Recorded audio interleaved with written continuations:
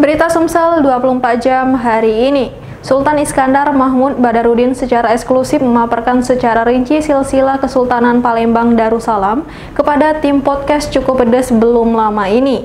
Hal ini dilakukan sebagai bentuk kepedulian agar sejarah Palembang tetap dikenal kaum milenial. Sultan Iskandar Mahmud Badarudin hingga kini masih menyimpan silsilah Kesultanan Palembang Darussalam. Dalam silsilah bertulis Arab Melayu ini menjadi salah satu bukti adanya garis keturunan Kesultanan Palembang Darussalam. Kepada palpres.com, Sultan Iskandar menjelaskan, Kesultanan Palembang Darussalam didirikan oleh Sultan Suhsuhunan Abdurrahman Khalifatul Mukminin Saidul Imam bin Pangeran Sidoing Pasarean yang berkuasa sejak 1659 hingga 1706 Masehi. Keraton Sultan sendiri berada di Kuto Gawang yang kini dibangun PT Pusri. Pada masa kesultanan ini terjadi peperangan dengan nama Perang Kuto Gawang. Adat pelaku pelestari daripada Kesultanan Palembang Darussalam ini sudah mengalami kepunahan. Hampir 60-70%. Berbahasa sudah hilang. Membuat keris sudah tidak ada lagi. Membatik, nimbang bunting. Termasuk yang kalau di pesta perkawinan adalah mandi simburan sudah sangat lagi. Simburan. Ya, dan banyak hal-hal yang jadi sehingga ada pelaku pelestari ini hampir punah. Tetapi yang pertama, peran kesultanan ini dibangkitkan adalah untuk syiar Islam. Pertama itu yang mengacu kepada kitabullah dan hadis Rasulullah. Apa yang telah diwasiatkan kepada Rasulullah.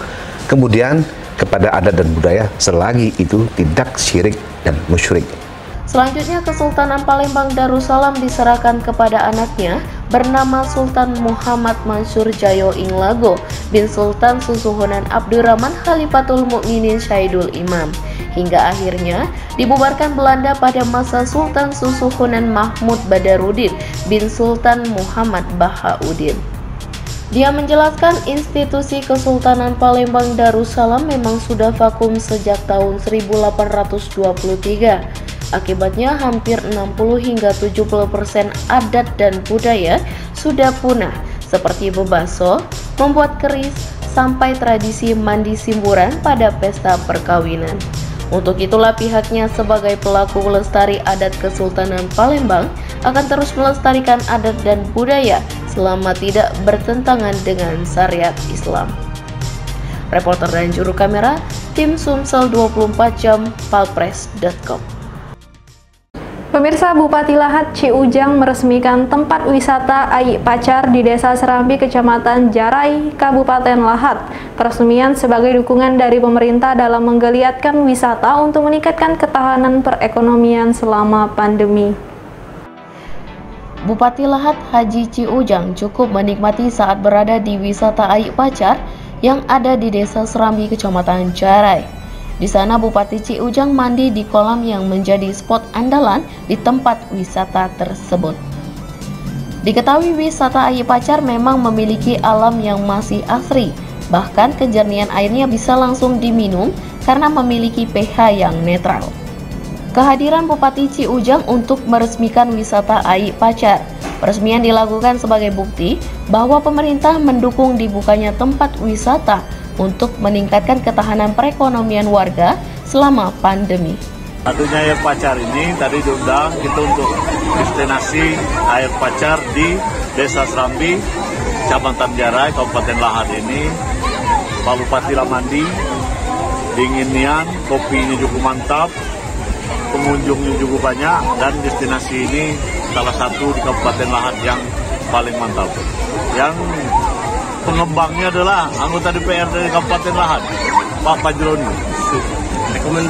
Direkomendasikan seluruh masyarakat Kabupaten Lahat beserta kabupaten tetangga kita supaya dia mencoba ke sini dan mandi. Ini adalah air pacar awet muda. Dan kalau dia mandi sini biasanya nak pacaran lagi. Sementara itu, owner Aik Pacar Fajroni mengaku wisata itu sudah beroperasi lebih dari setahun. Dia berharap keberadaan tempat wisata Aik Pacar dapat menopang perekonomian, bukan hanya di lokasi wisata saja, melainkan bagi warga setempat. Ya, mulai kita melihat tempat ini kan pertama karena melihat sumber mata air yang besar jernih ini kan. Nah, jadi itu sangat langka dan tidak dimiliki oleh setiap daerah kan. Jadi sehingga terinspirasilah ingin dikelola supaya bisa menjadi tempat wisata. Harapannya Pak dengan adanya teman wisata Ilem Pacar ini apa Pak harapan? Ya, ke depan mudah-mudahan kita bisa membangun perekonomian ekonomi kerakyatan kan. Kenapa? Karena ya sesuai dengan program pemerintah Lahat memprioritaskan sektor pariwisata, ya ini kita ikut mendukung program Bapak Bupati itu kan. Reporter dan juru kamera Bernard Albar, palpres.com. Hampir 2 bulan proyek pembangunan Puskesmas Indralaya berjalan sejak dimulai 9 Juli 2021 lalu. Saat ini progresnya sudah lebih dari 37%. Ditargetkan gedung Puskesmas tersebut akan selesai akhir 2021 dan bisa beroperasi pada 2022 mendatang. Pembangunan Puskesmas Indralaya saat ini terus berjalan. Dengan progres penyelesaian 37%, pembangunannya sudah pada tahap fisik bangunan, diantaranya struktur, batu bata, coran plesteran, dan dak atas atau lantai 2. Guna memeriksa progres pembangunan Puskesmas Indralaya, Bupati Ogan Ilir Pancawijaya Akbar belum lama ini menyempatkan diri untuk meninjau langsung ke lokasi. Peninjauan langsung tokoh muda Sumsel itu diungkapkan langsung Haji Rustam, penanggung jawab di lokasi, kepada palpres.com. Belum lama ini, menurut Rustam, sejak pembangunan kali pertama dimulai 9 Juli 2021 lalu, progres pembangunan Puskesmas Indralaya sudah mencapai 37%. Dia optimis pada Desember 2021 pembangunan selesai dan diharapkan pada 2022 Puskesmas Indralaya sudah dapat beroperasi. Terkait peninjauan Bupati Ogan Ilir Pancawijaya Akbar ke lokasi tersebut, Rustam mengatakan Bupati meminta untuk selokan di depan. Bulan Desember dokternya sudah selesai. Nah, sampai hari ini kurang kita selesai. 37? Iya. Struktur, batu bata, dengan plesteran, dan struktur atas itu dan struktur semua. Termasuk Pak Bupati. Saluran di depan ada juga untuk parkir, dan itu sebagai kerja tambahan, tidak masuk potensi sebetulnya. Tapi ya nanti saya bisa bantu beras sambil depan juga pagar yang di depan di depan itu rencana berikutnya. Sementara itu, Bupati Ogan Ilir Pancawijaya Akbar saat meninjau pembangunan Puskesmas Indralaya mengaku pembangunan puskesmas tersebut harus selesai tepat waktu. Sebab pusat pelayanan kesehatan sangat dibutuhkan oleh masyarakat, sehingga pelayanan wajib optimal dalam memberikan pelayanan yang baik terhadap masyarakat. Reporter dan juru kamera Wijan, palpres.com. Berita terakhir Sumsel 24 jam hari ini.